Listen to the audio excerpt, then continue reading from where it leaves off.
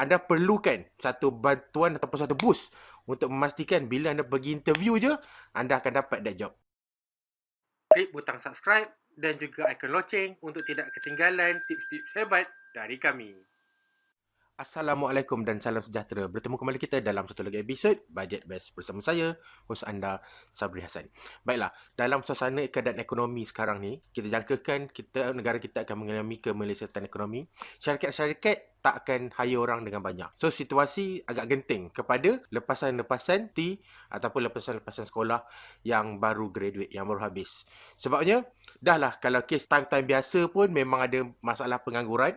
Ini kan pula waktu kita diambang kegawatan ekonomi, persaingan untuk mendapat kerja ataupun mendapat tempat dalam mana-mana syarikat tu memang sangat sengit. Jadi, anda perlukan satu bantuan ataupun satu boost untuk memastikan bila anda pergi interview je, anda akan dapat that job. Dalam episod kali ini saya nak berkongsi beberapa tips yang anda boleh amalkan. Kalau diamalkan dengan tepat, insya-Allah kerja tu menjadi milik anda. Pertamanya, anda kena yakin. Bukan yakin sebarang yakin, yakin macam ni. Anda dah dapat panggilan ke interview tu, anda buanglah rasa rendah diri, anda buanglah result anda tu ke tepi. Jangan fikir. Bila anda dah pergi ke interview, melainkan anda gagap, anda buat something yang teruk sangat, peluang anda dengan orang sebelah anda adalah 50-50. Anda boleh dapat, mungkin dia boleh dapat, mungkin orang sebelah sana boleh dapat. Tak kisahlah kabel banyak mana pun. Tapi kalau anda dah dipanggil untuk interview, 50-50. Anda kena yakin yang tu. Jadi semuanya sekarang terserah kepada anda. Baiklah, saya nak share quick tips je. Tip yang pertama, anda kena tahu apa yang membezakan anda dengan orang lain. Anda kena ada that X factor tu. Okey, katakanlah kita tak berpenampilan menarik. Anda tengok, bukannya ada apa-apa yang istimewa kan? Okey, jadi itu bukan X factor yang saya maksudkan. Kalau anda berperawakan menarik, advantage untuk anda. Tapi kalau untuk orang biasa-biasa macam saya ni, ataupun kalau ada yang menonton yang biasa-biasa ni, macam mana? Pertamanya, kalau kita greet orang, panggil tuan, ataupun kalau perempuan, cik puan. Okey, jangan panggil encik-encik Sebab boleh anda nak panggil encik, tapi pengalaman saya dalam dunia korporat dah dekat nak 10 tahun ni, kita dah lepas dah zaman cik-cik tu. Sekarang ni semua tuan-tuan belaka. Hello tuan, nenek, assalamualaikum tuan. Tak ada dah, memang jarang sangat kita panggil orang cik, kecuali kalau macam Karim, Cik Zul, tu manager kita. Tapi kalau kita cakap dengan orang yang first time kita jumpa, ataupun superior yang first time kita jumpa, yang kalau contohnya kita pakai cik, kalau kita sebut nama dia, Encik Zul, Encik Karim. Tapi sekarang interviewer kita mungkin tak tahu lagi. Jadi kita panggil dia tuan. Assalamualaikum tuan. Jadi itu pertama, kata ganti nama. Seterusnya, okey, dulu saya tak payah sebut. Sekarang saya perlu sebut juga. Kata ganti nama itu kata ganti nama untuk orang kita lawan bercakap. Kalau perempuan yang kat situ kita panggil dia cik puan. Sebab kita tak nak tersalah. Cik nanti kan kalau dia puan, kita panggil cik. Satu masalah. So cik puan. Cik puan ni dia bukannya tu dia macam married together. Dia tak ada meaning yang single ataupun dah kahwin. So cik puan applicable. Itu kata ganti nama untuk orang yang interview kita. Sekarang kata ganti nama kita. Saya. Okey? Jangan guna nama. Sabri rasa Sabri datang tu jangan Okey, ada kes tapi jangan Okey, itu yang pertama, kita get it out of the way dulu. Saya rasa pakaian semua tu saya tak payah touch lah sebab dah banyak video sana yang touch pasal pakaian. Saya nak terus cakap macam mana konteks, apa konten yang nak dipersembahkan. Saya assume anda dah buat research sikit-sikit mengenai company tu. Sekarang ni, anda kena fikir apa yang membezakan anda dengan orang sebelah. Contohnya, saya pernah interview. Saya tak banyak kali interview sebab interview je dapat jadi tak banyak kali. Tapi saya nak share satu pengalaman saya interview ni. Saya tahu company tu hanya ada seorang orang Melayu. Yang lain bukan Melayu. Ada Mak Saleh juga dan ada yang bukan Melayu lah kan. Saya memang nak company tu kira macam top in the field dekat Malaysia lah. Saya memang nak company tu. Saya tahu juga Melayu tu confirm bukan Melayu daripada Pantai Timur. Dia mesti Melayu KL punya. Sebab saya tengok daripada website, hunch lah kan. Tapi anda tahulah biasanya kalau company macam tu pun mustahil Melayu tu daripada kalau macam saya daripada East Coast, mustahil lah. Memang most probably kalau tak KL sekalipun dia akan daripada West Coast. Kalau bila tanya saya kenapa dia perlu hire saya cakap, okay, pertama kita kena tahu. Contoh dalam company yang saya nak masuk ni, yang first ni, saya akan cerita lagi satu lagi company. Company yang first ni, saya tahu dia jenis yang cool. Dia company IT. Dia company yang betul Mak Saleh. Dia Mak Saleh yang chill, yang macam ala-ala Google, Facebook macam tu. Yang chill, yang tak ada skema-skema ni. Jadi culture tu, culture yang seronok, yang fun. Jadi saya cakap kat dia, kenapa dia perlu hire saya? Di samping mula-mula tu technical punya interview, kita jawablah apa dia nak tahu kan. Okey, tetapi itu semua orang pun ada that technical punya kompetensi.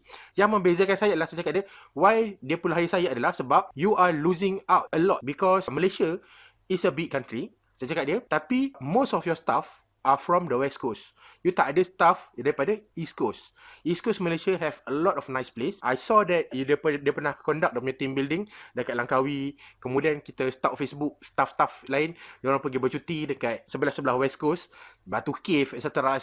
attraction yang dekat Klang Valley tu. Tapi saya cakap, I never saw your staff going to East Coast. Although we have beautiful beach. The best beach in Malaysia is in the East Coast. We have, I think you don't have, I don't have to let you know, we have Pulau Perhentian, I think you know Perhentian Island. Then that is in Terengganu, in the East Coast. But I'm from Pahang. In Pahang, we also have hidden beaches that you have not been to. If I'm in this company, I promise I'll bring you and everyone, whenever you are in the East Coast, I will bring you to the best place. Itu je. Dan kemudian kita berbual pasal attraction dekat East Coast. Dan sebab saya tahu East Coast, my place. Jadi kita boleh ada suasana yang informal, etc. Bila kita cakap pasal tempat yang saya tahu, memang confident tu terselah lah. Walaupun kita cakap pasal tourist attraction, bukan tentang technical competency lagi dah. Sebab technical competency dah lepas tadi, dah setengah jam cakap pasal tu. Now sekarang, apa yang membezakan saya? So, membezakan saya adalah yang tadi. Bila saya cerita buat macam menarik, saya pun ada buat video mengenai pantai-pantai di Pahang kan. Itu memang saya sangat excited about laut lepas ni. Jadi benda tu, enthusiasm tu shows. Kalau anda katakan daripada Kedah, okay, kalau anda daripada Kedah, apa yang ada di Kedah? Anda kena carilah. Contohnya tadi, dia dah pernah pergi Langkawi. Langkawi is a selling point. Itu kalau nak jual tempat lah. Anda boleh cakap, anda dibesarkan, dikatakan di Kedah, ada sawah padi. Biasanya, dengan keadaan macam tu, anda akan dibesarkan dari segi apa? Dia akan memberikan anda perbezaan. So, sell that. Katakanlah seterusnya, anda daripada Perlis. Katakan anda di Perlis. Tempat yang paling panas dekat Malaysia ni Perlis. Jadi anda jual benda tu. Anda cakap, the hottest place in Malaysia in Perlis. Jadi people in Perlis is very resilient. Bukannya dia boleh verify pun. Okay, pertamanya, memanglah, mungkin orang cakap, nak cakap benda kita tak tahu. Bukan, ini macam, dia nak tengok macam mana anda jual diri anda. Tapi kalau saya rasa itu something yang boleh dijual.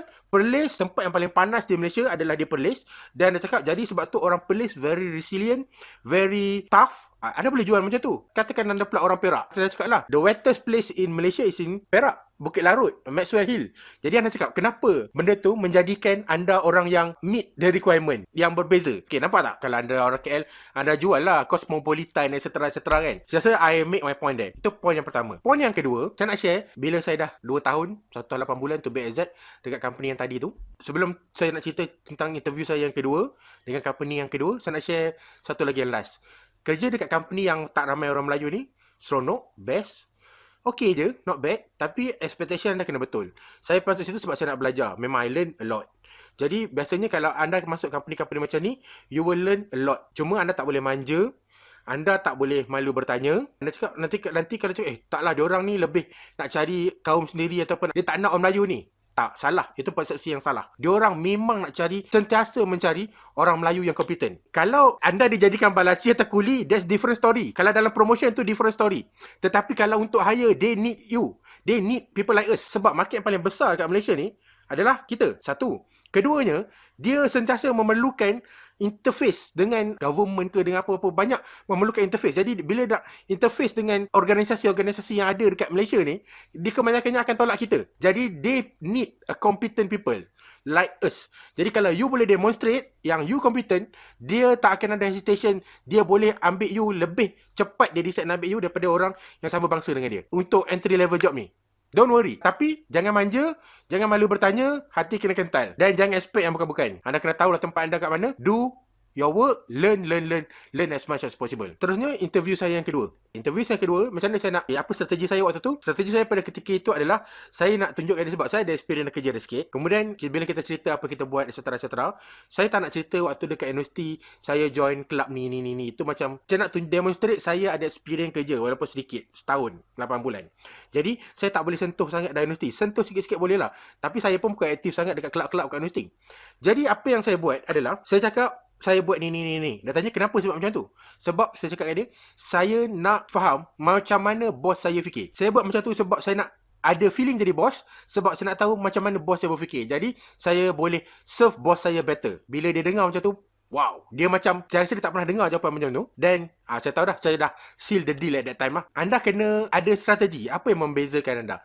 Semua benda boleh create story. Maksudnya, semua pengalaman hidup anda, up to that level, up to that point, ada dia punya benefit. Jadi, gunakan dia dalam cerita anda during interview tu untuk membezakan diri anda dengan kandidat lain. Yang ketiga, jangan hide kegagalan.